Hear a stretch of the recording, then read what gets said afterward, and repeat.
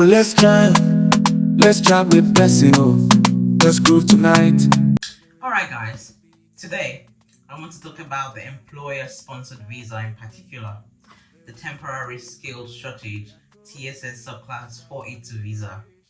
This visa allows and enables employers to address labor shortages by bringing in skilled workers where employers cannot source an appropriately skilled Australian worker.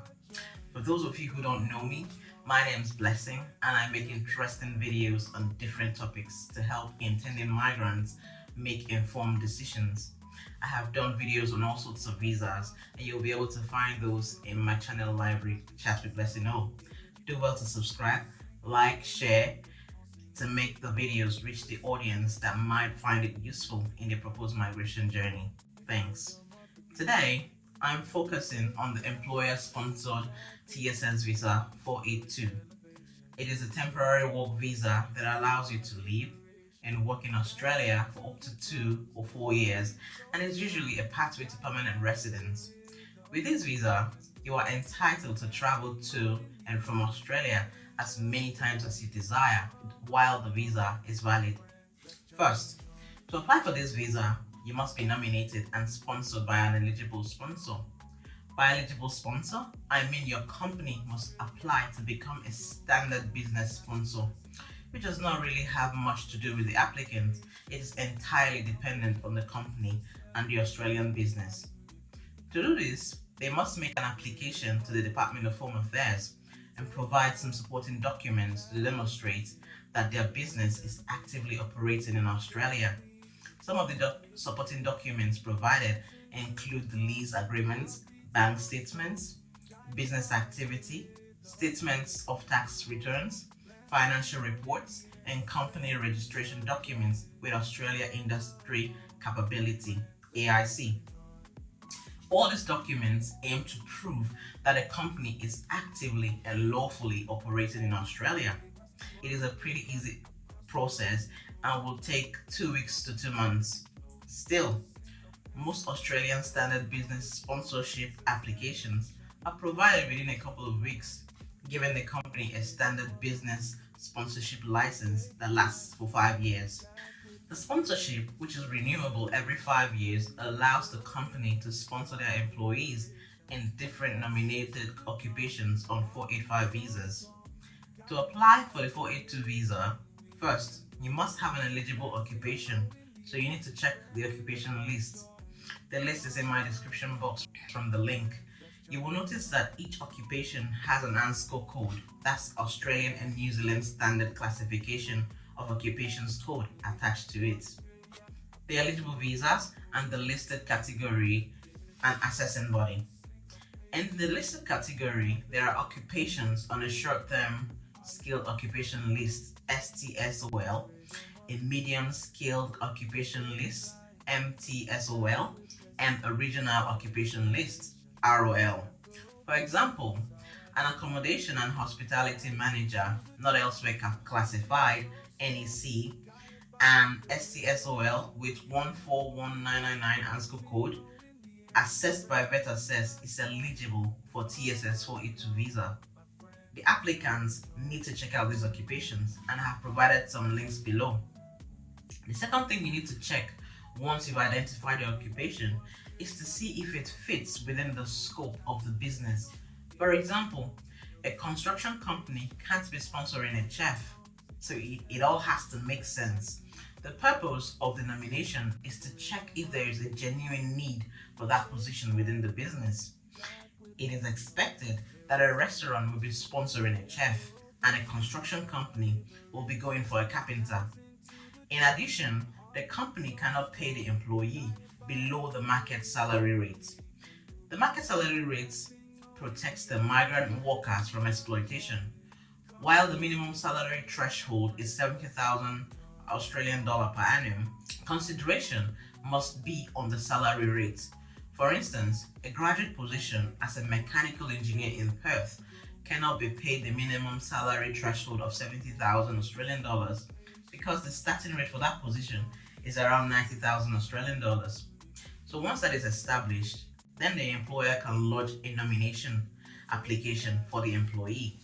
The following supporting evidence needs to be provided, namely the employment contract, evidence of nomination, the market salary rate, and any other supporting documents demonstrating the genuine need for the position within the company. Again, this process is straightforward.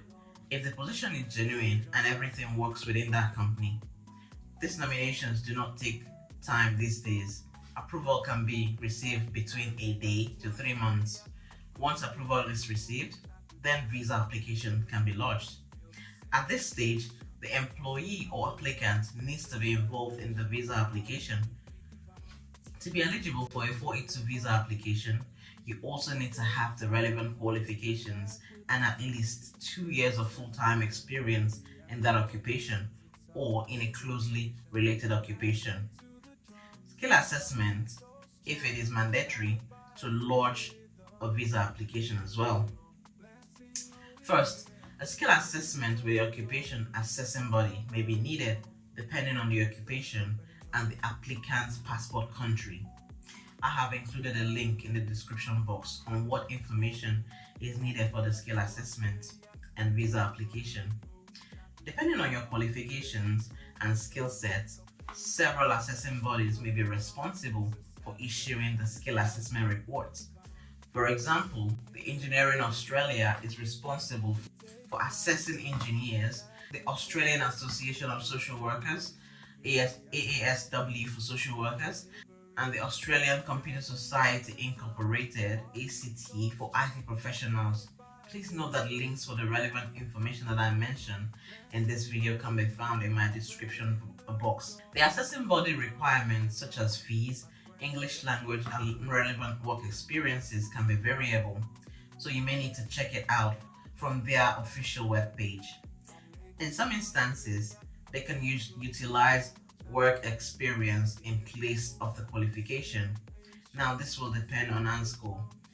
ANSCO provides information on the skill levels of jobs, qualifications, and/or experience needed to work in various occupations. The required work experience does not need to be post-qualifications. In other words, you could be studying for a 4-year engineering degree while getting a 2-year full-time work experience that counts, and you are eligible for the 482 visas. Subject to your country's passport, you also need to meet the English language requirements using any of the following tests, including the International English Language Testing System, the IELTS, the Occupational English Test, OET, the Test of English as a Foreign Language, Internet-based test, that's the TOEFL, IBT, the Pearson Test of English Academic, PTE Academic, or Cambridge C1 Advanced Test. It is important to note that there is age limit requirement for the 482 visa, so individuals over 45 years of age can apply. However, there may be some issues later when they want to apply for permanent residency.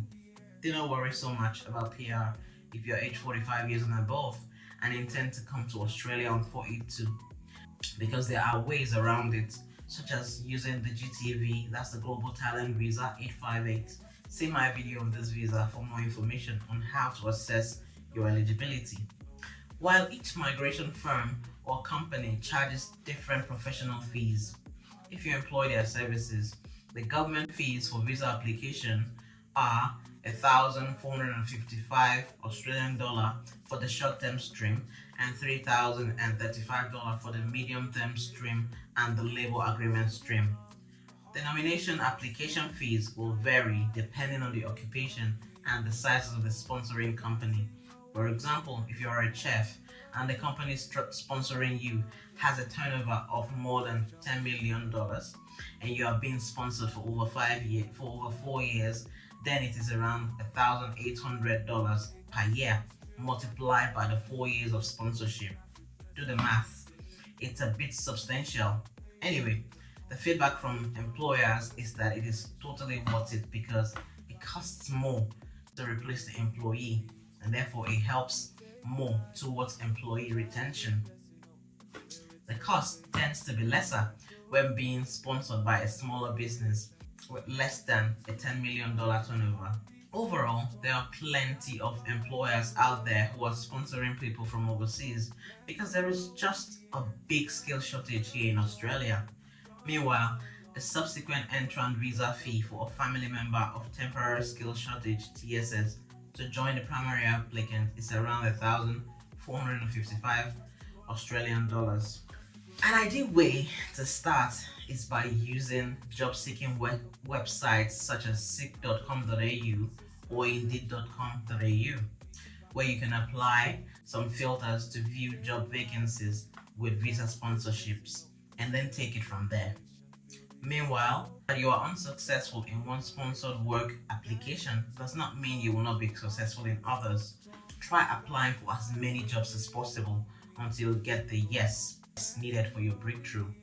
I hope that this video has been helpful. Please don't forget to like, subscribe, and share this video with people who might need it. Thank you so much for staying tuned, and I will see you guys in the next one. A quick breaking news update.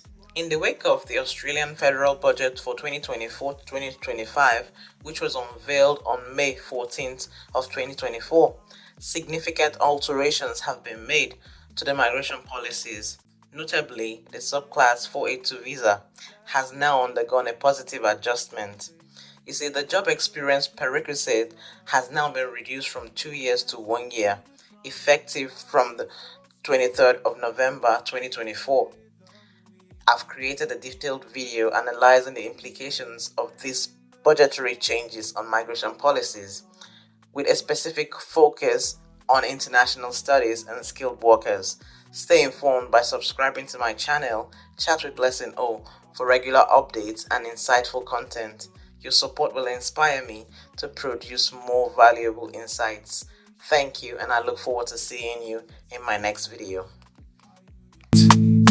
We take flight, chat with blessing on spirit's elevation. Feel the Afro beat, it's our liberation.